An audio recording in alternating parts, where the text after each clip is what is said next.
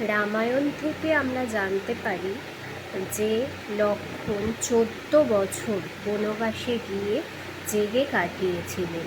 শ্রীরামচন্দ্র এবং মাতা সীতাকে 14 বছর যাতে তিনি পাহারা দিতে পারেন এবং তারা যাতে নিশ্চিন্তে ঘুমাতে পারেন সেই উদ্দেশ্যে লক্ষ্মণ 14 বছর না ঘুমিয়ে কাটিয়েছিলেন। কিন্তু তিনি 14 বছর জেগে কাটালেন কী করে, কীভাবে সেটা সম্ভব হলো? তো সেটা জানতে গিয়ে আমরা জানতে পারি যে নিদ্রা দেবী তাকে বর দেয় 14 বছর যাতে তিনি জেগে থাকতে পারেন সেই জন্য। কিন্তু লক্ষ্মণের যে ঘুম, সেই ঘুম কাউকে দিতে হতো।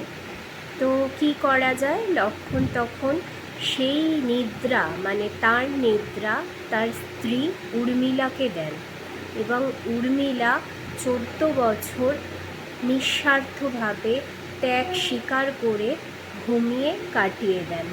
রামায়ণ থেকে আমরা এই নিঃস্বার্থভাবে ত্যাগ করার যে প্রবণতা তার সম্পর্কে একটা দারুণ উদাহরণ পাই।